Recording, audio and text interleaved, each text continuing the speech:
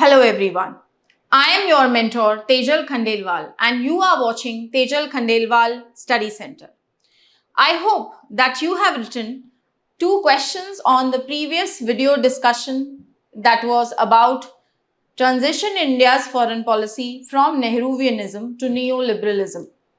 Please download the booklets from the link of the Telegram channel mentioned in the description box so that you can be in alignment with us on the question that we are discussing. We will be doing discussion on the questions by segregating these questions into various components or themes so that you also understand what are the themes that UPSC is asking from foreign policy that has been defined in the syllabus. So it will give you a more nuanced understanding of the syllabus, the trends and the pattern of the examination. Now let's move to the discussion of the two questions. So the two questions are question number 6 and 7. The question number 6 says peaceful coexistence remains the cornerstone of India's foreign policy. It was asked in 2022 for 10 marks. And explain the philosophical foundations of India's foreign policy asked in 2021 for 10 marks. So let's move first towards question number 7 and then we will discuss question number 6. So when we talk about the philosophical foundations of India's foreign policy, many students will just write what are the realist tradition, what is Arthashastra talking, what is the contribution of Hinduism in the format of Arthashastra, Dharmashastra, what is the contribution of Buddhism with respect to India's foreign policy, and what is the contribution of Jainism with respect to foundations of India's foreign policy. But if you want to write a nuanced answer of this question, then I will make some very key value additions in this debate with a lot of well-known writers who talk and authors who are obviously political scientists and political scholars on South Asian studies. So when we talk about the philosophical foundations of India's foreign policy, an American political scholar who is very well-known authority on South Asian studies, his name is Norman Palmer. So Norman Palmer says that any policy, be it in the foreign realm or be it in the domestic realm in India, it is rooted somewhere in tradition and has philosophical foundations.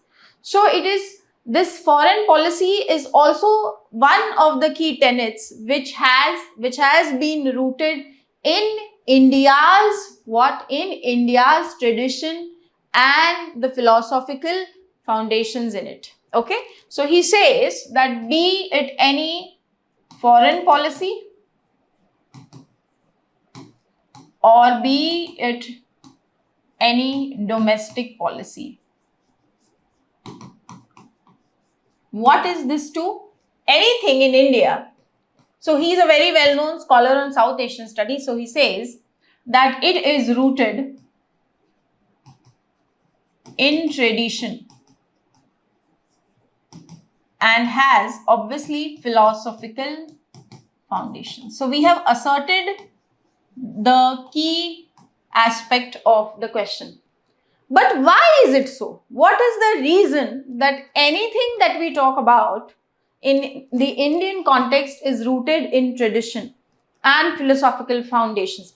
Do you think Indian elite also shares the same view about India's foreign policy? So yes, we Indians or India has a rich heritage, rich culture. And it is said that if in the world there is any country which is exceptional, obviously even US calls themselves as US exceptionalism. But if we talk about India's exceptionalism, this exceptionalism has what basis? this exceptionalism has civilizational basis. So even Indians believe that India has civilizational exceptionalism. What is the concept of Indian civilizational exceptionalism? It says that yes, India has a rich heritage, India has a great culture, India is unique, India is special. India has moral basis of how it is looking at the world. And because India is unique, because India has a rich culture, traditions, and heritage, right? And moral basis to the foreign policy, that's why India can contribute to the world like nobody. And this Indian exceptionalism thought has also been extended by S. Jaishankar in his books. So he talks about this even in the India way, that how India will be an ethical power. Okay?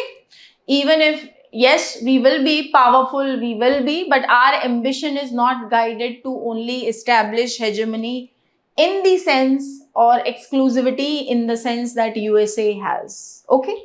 So idea is that there is what exceptionalism in India? We have a civilizational exceptionalism. So we can clearly just say that yes, Norval Palmer's view is that foreign policy or domestic policy is rooted in tradition and has philosophical foundations, and that is India's civilizational exceptionalism, which means that we are unique. We can also have moral basis to foreign policy. Now, one very important scholar, he is an Indian philosopher, okay, and he is the one who is talking about the philosophical foundations of India's foreign policy vis-a-vis the West.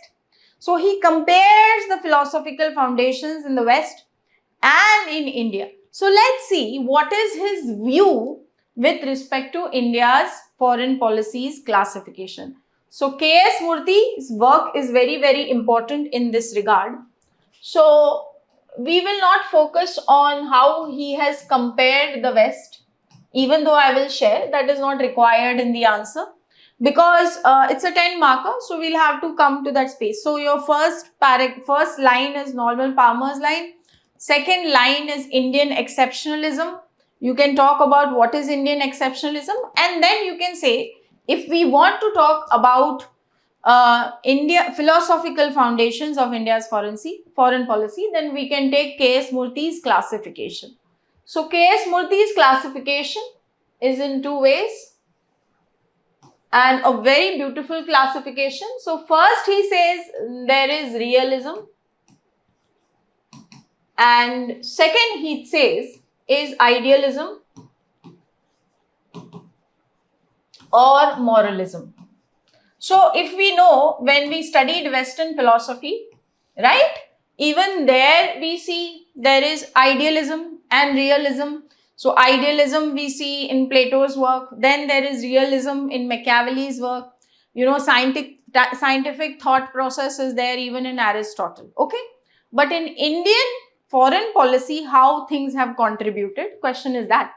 So if we want to talk about the philosophical foundations in India's foreign policy, realism, which are the works of realism? So he says it is all three. Arthashastra, okay, it is Dharma Shastra,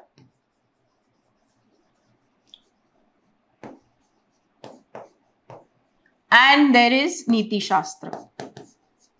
Now, many of you will wonder too much. So, let me complete first. Okay. So, when we say Arthashastra, so he is saying Kautilya's Arthashastra. Okay. Right? Ends justify means just like, you know, Machiavellian thought. So, manipulation is allowed. You know, we can use deceit. We can use any means in this order. Okay. So, Arthashastra is like Machiavelli's foxes. And they provide the basis of realism in India's foreign policy. And when required, we have also used force. Okay. Dharma Shastra actually says we should not use force, but for a war which is guided, which is a just war, which is guided by a just cause. And if the question of dharma is there, then we can fight a war. So it will be more like a dharma yuddha, or it will be dharmic. It will have a dharma as the causes. So even Dharma Shastra in this context, because it will justify for the cause of dharma, we can fight a war. That's why even Dharma Shastra in this way falls in the realist paradigm. So, right, we have Mahabharata also. So, Dharma Shastra is obviously Manu's work more. And we also have seen in Mahabharata how Mahabharata, the war which has been fought by Lord Krishna, it has dharma as the basis. So that war was allowed. Okay.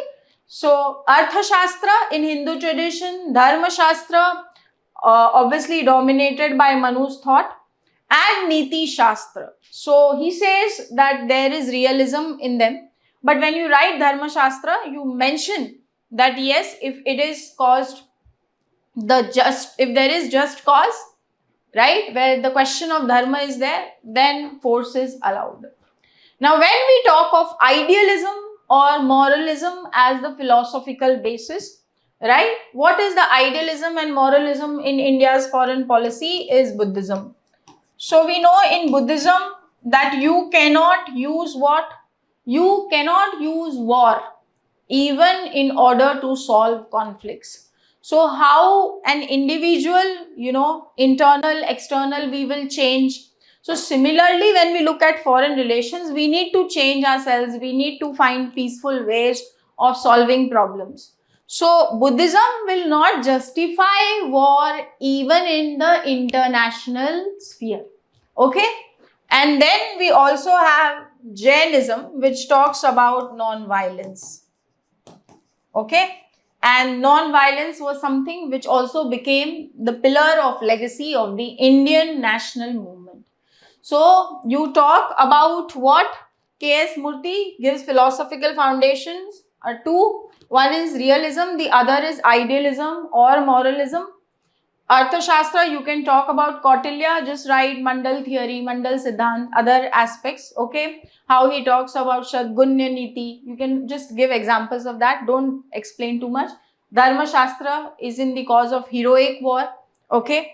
So it will be how Arthashastra is like Machiavelli's foxes, we can say Dharma Shastra is Machiavelli's lions. So bravery and courage they show, hai na? Heroic war. And Niti Shastra, okay? And idealism, moralism is Buddhism and Jainism. So these two aspects. Now,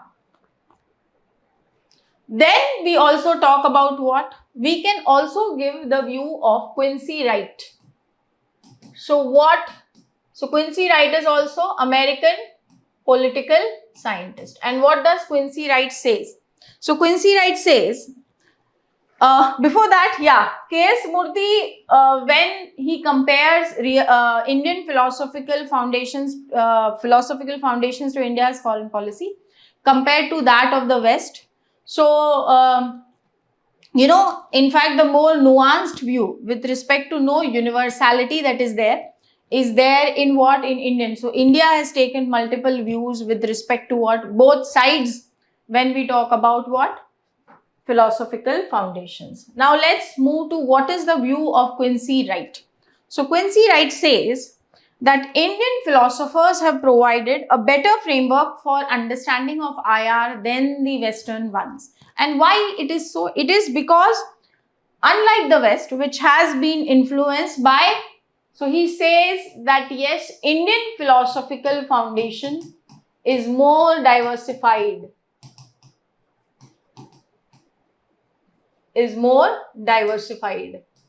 Why? Because what is there in the West? So West, when we talk, there is universality of ideas, right? Who talks of universality of ideas? So which was the dominant framework was of Plato. But Indian philosophy, okay, we can see myriad perspectives. when we talk about it. Okay. So Indian political thought did not assume a universality of ideas. That's what Quincy Wright's view is on philosophical foundation. So this is the philosophical foundation. So this answer becomes a little more nuanced. Why?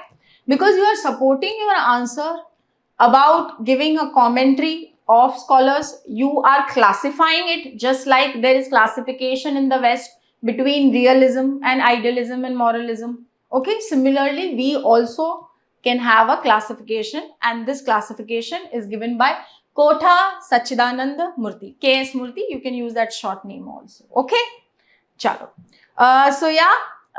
Please use the civilizational exceptionalism concept. It is a very important concept which you can use in many places. Now, the next question is question number 6. Okay, a very good question. You can think of it in so many ways. Let's see the question. The question says, peaceful coexistence remains the cornerstone of India's foreign policy. Question number 6. Peaceful coexistence remains what? Cornerstone of India's foreign policy. Now, when you look at the question, just look at the question, just reread it. What thoughts will come to your mind? So, you will think that yes, how peace, what is the basis of peace? So, just like we discussed, Buddhism. So, many of the students will do what? Many of the students will do the mistake of writing the influence of Buddhism in India's foreign policy. Now, even though you had to trace it there, but the answer to this question is not the role of Buddhism in India's foreign policy. You have to say how peaceful coexistence, what is this peaceful coexistence today? Okay, I will come to that. How it is being seen in India's foreign policy's practice, and then you support it by saying that yes, obviously peaceful coexistence, but when required, India has also used force to establish peace. This dialectics also should have been given, which means you don't merely go by the theme of the question. Okay? So yes, this is true. Fine. So where do we see peaceful coexistence? How do we start this question? So we can say that India's foreign policy is guided by what? India's foreign policy is guided by its unique what? Cultural, civilizational values. Okay? So yes, guided by the unique heritage and civilizational values. Okay, right?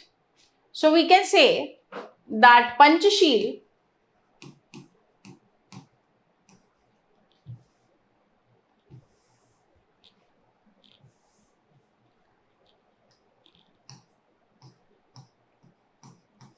okay,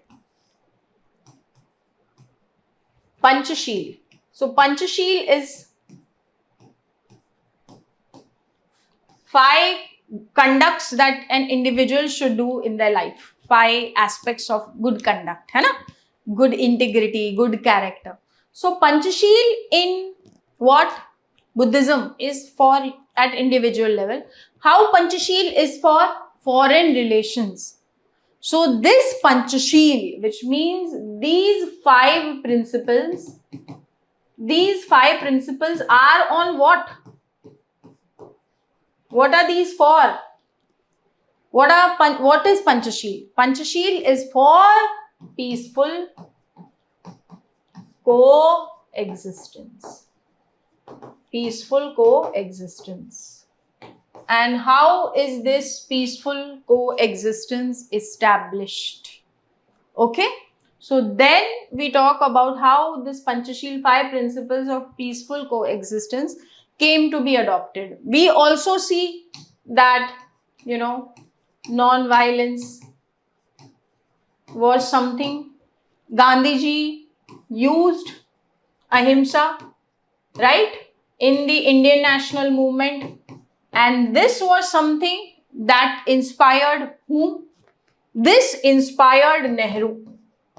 So Nehru was inspired by Gandhiji's non-violence, and that's why he brought in Panchashil.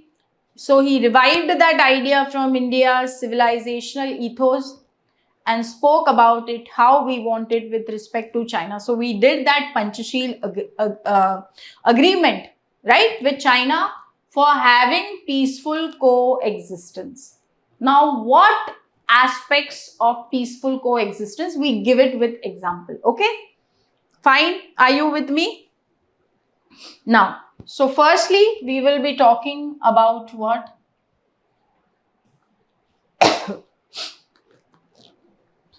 So first is that mutual respect. So what are the 5 principles? You give them with example. So mutual respect.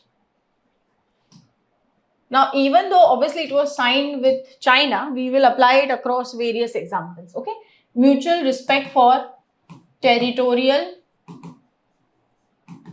integrity, sovereignty, territorial integrity and sovereignty. Okay. Territorial integrity and sovereignty. Okay. First aspect is this.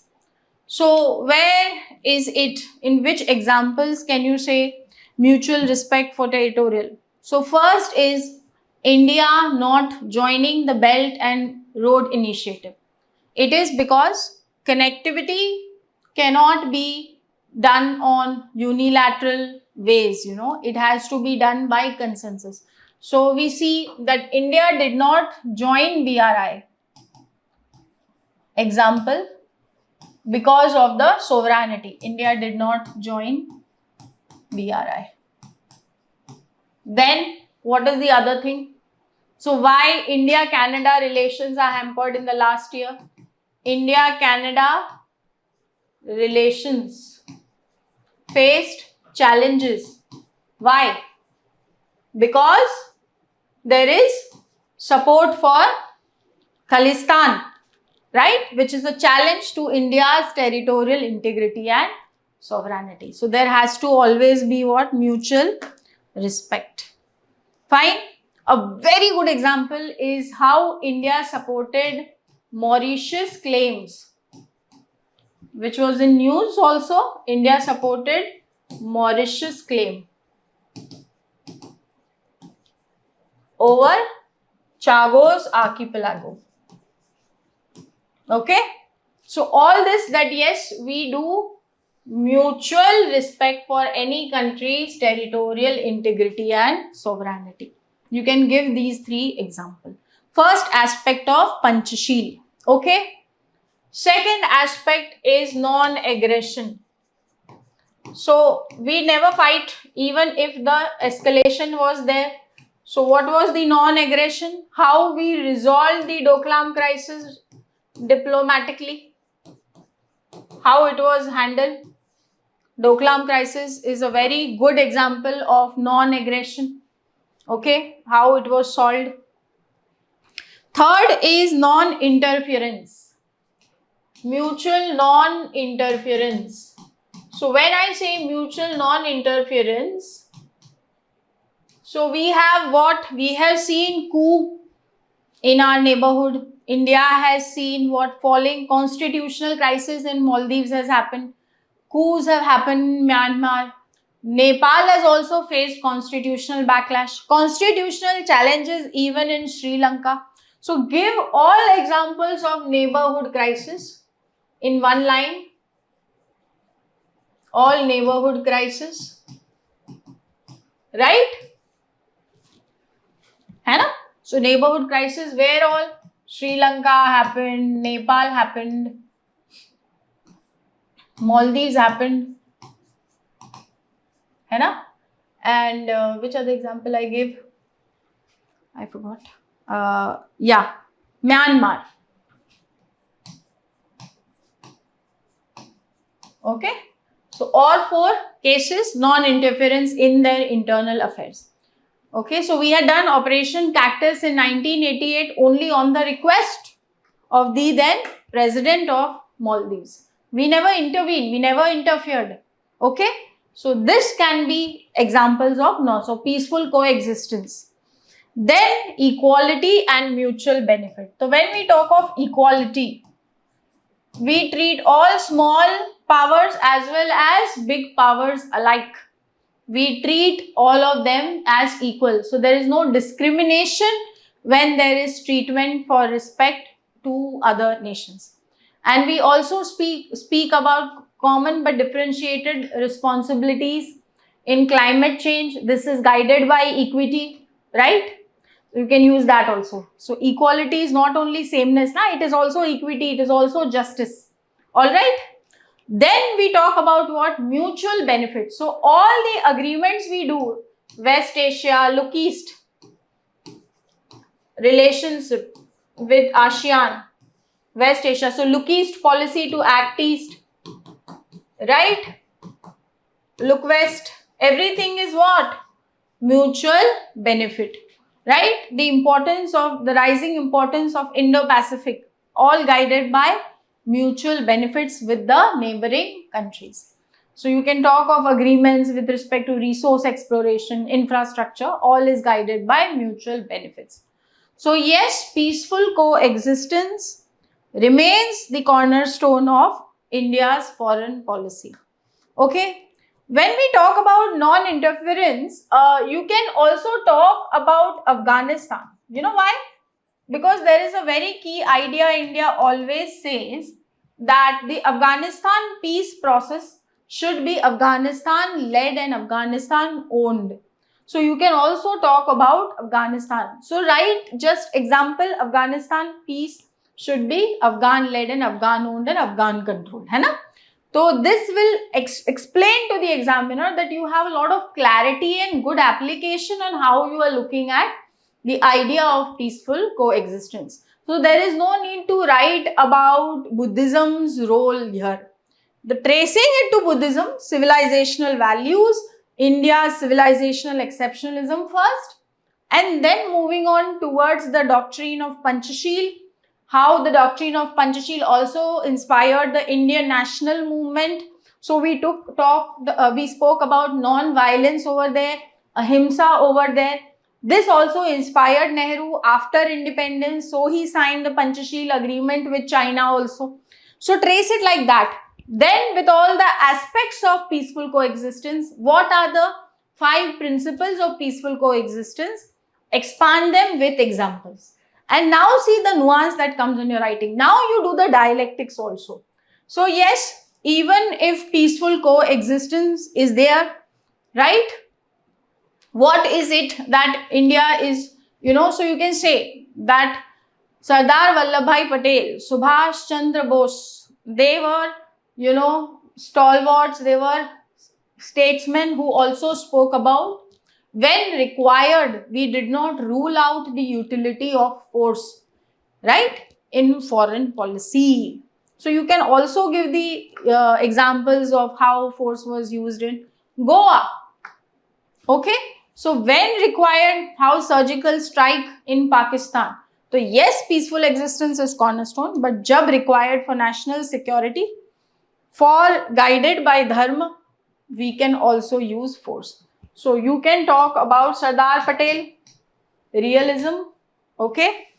I can also give you a scholar if you want to write. So yes, you can talk about J.N. Dixit. He is the former Indian Foreign Secretary. Okay, so J.N. Dixit says, you can quote him so that it's better.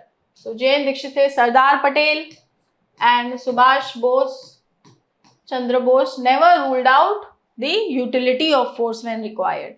And now how India has also done In Pakistan, we did surgical strike and now Operation Sindoor. So peace should be there, but if required, force will also be used. Okay? This can be. And then finally conclude that yes, peace should be what? Peace should be established by both nations and not hamper the national security of India. Okay? Fine. So this is how these two questions could have been tackled in a more nuanced matter. Not only writing role of Buddhism in India's foreign policy. You could have given example of every aspect in a more better. That is what shows your application. Okay. So now in the next video, we will be talking about the institutions of foreign policy. Thank you.